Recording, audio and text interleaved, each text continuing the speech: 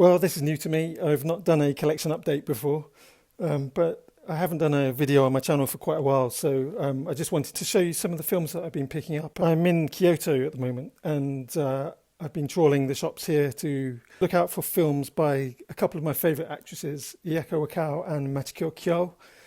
These are all Japanese films with one film from Hong Kong, but I hope you find this interesting. If not, you're probably watching the wrong channel.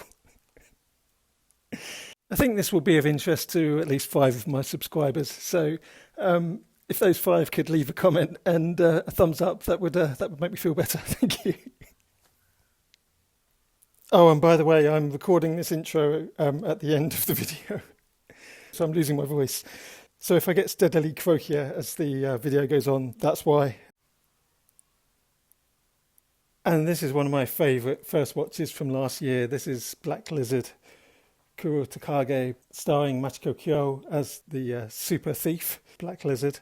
This is kind of like, God, what would you say? This is like Danger Diabolique, definitely along the lines of those Italian spy films, but set in Japan. And it's a great story of this kind of cat and mouse game between Machiko Kyo as the Black Lizard and the detective who's trying to pin her down and trying to catch her, and also the relationship that's building between them as they play this kind of cat and mouse game. This is from 1962, and the film was remade again in 1968. And that time starring Akihiro Miwa, who's a male drag artist. But yeah, that all adds to the kind of the mystique of these films. Well, I think both films have got a kind of queer cult kind of classic status to them. The 68 version is really, really good as well. It's very different to the 1962 version, but I'd recommend both. Yeah, I'm really pleased to pick it up because the quality that I've seen the film in before has been really bad. So it's really nice to see it in a slightly better print. This is one I know nothing about. The Virgin Witness from 1966, but it's Ieko Wakao as a nun, so this is one I definitely wanted to check out. This is Anshin and Kiyome. It's based on a very, very old Japanese legend, and it's a tragic love story. Ieko Wakao plays a precocious princess who tries to seduce a Buddhist monk, and because he rebuffs her advances, she becomes obsessed with him and then starts to kind of stalk him in a kind of quite a scary way. It looks really beautiful. The colours in it are really nice, and it's got the added bonus of Ieko Wakao turning into a demon at the end, and yeah, it's just really, really stunning visuals all the way through. This one I got purely for this fabulous cover. Machiko Kyo looking really, really stylish in The Scarlet Gang of Asakusa from 1952. Unfortunately, the film is in black and white, so might not quite live up to the promise of this cover, but I'm really looking forward to checking out this one. This is Marriageable Age from 1961, starring Machiko Kyo, Ieko Wakao, and Hitomi Nozoe, who was the star of Giants and Toys. In this one they play 3 sisters. That's about as much as I know about the film, but it's directed by Yoshimura, who directed some films that I've seen that were really good. Clothes of Deception starring Machiko Kyo and Bamboo Doll of Etchison starring Ieko Wakao. 2 films I think are really fantastic, so I'm really looking forward to watching this one, especially as it stars 2 of my favourite actresses of all time. Also, this is written by Yoko Mizuki, who wrote Sound of the Mountain and Untamed Woman, and she wrote Sweet Sweat for Toyota, and also wrote on Kwaidan. So she's written some really fantastic films, so I'm holding out a lot of hope for this one. This is great. This is Swing Girls. On Letterboxd, this is rated the 19th most popular Japanese film of all time. This is about some school kids that form a swing band after they accidentally poison the real band. And it's just really great fun, just full of life, just absolutely joyous. And this special edition box set was just like £4.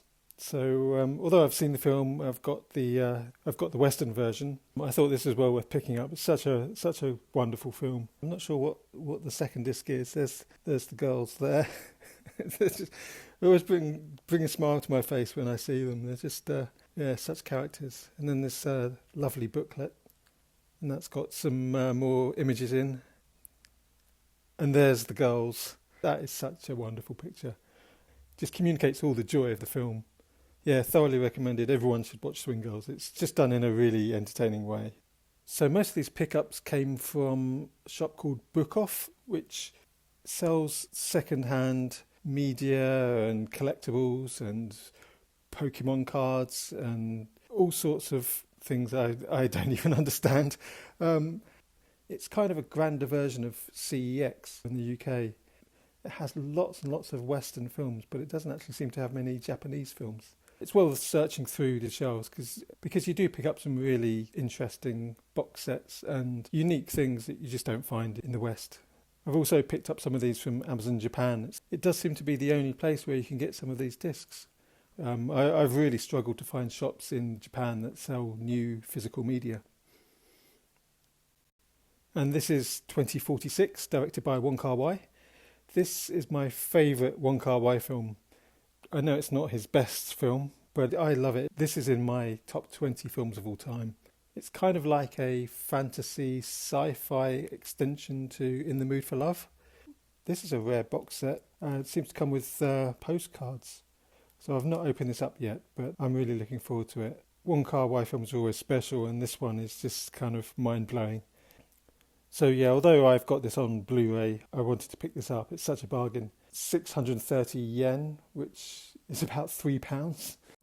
I picked up this lovely Kenji Mizoguchi box set, which features his final 4 films. The Crucified Lovers, Princess Yang Kuei Fei, starring Machiko Kyo and Masayuki Mori. One I haven't seen, which I can't even remember the name of at the moment, and Street of Shame, just one of the most wonderful films. Mizoguchi is probably one of the greatest Japanese filmmakers of all time, and to get this box set was a real treat. It comes in this lovely box. It's sun faded, so it's not in pristine condition, and I managed to mark it as I carried it home stupidly. It's got this lovely design on the spine here. I think this might be Kinyu Tanaka. I'm not sure. Let me know if you know better. And here's the 4 discs. Just lovely, really stylish artwork on them. This is the one I haven't seen, and that kind of stylized kanji I've no hope in reading. That's Street of Shame. Yeah, really excited about looking into all of these. Yeah, an absolute bargain. Less than £10. Snapped it up straight away. And this lovely booklet as well. Yeah, wonderful. Yeah, really, really chuffed with that.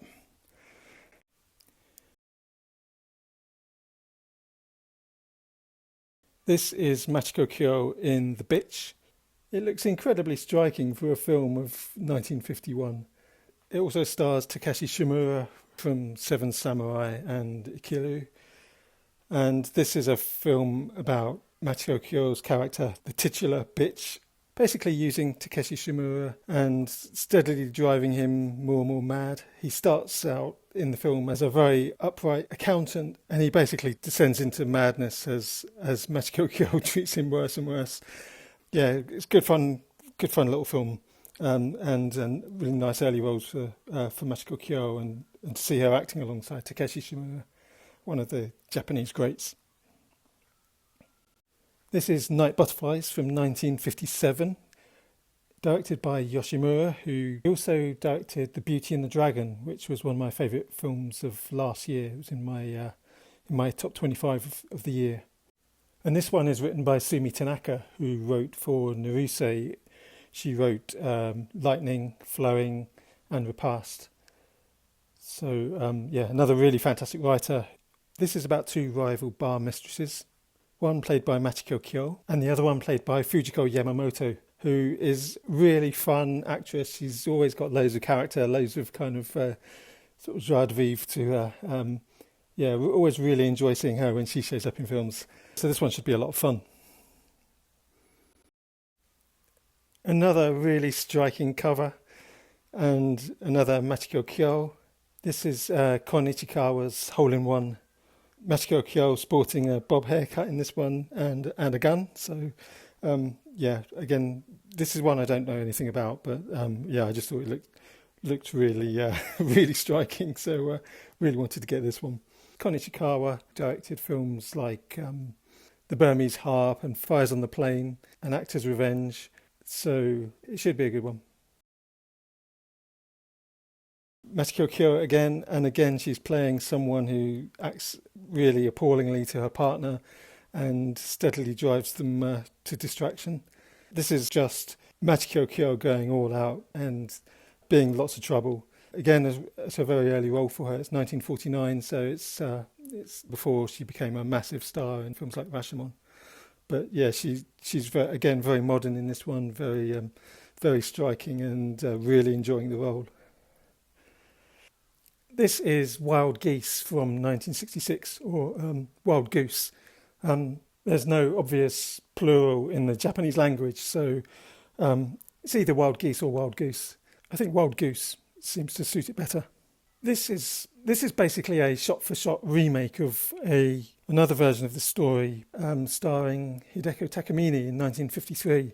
And both versions are great. I saw the 53 version earlier this year, and yeah, I thought it was lovely. So 13 years later, they've revisited this same story and told it again.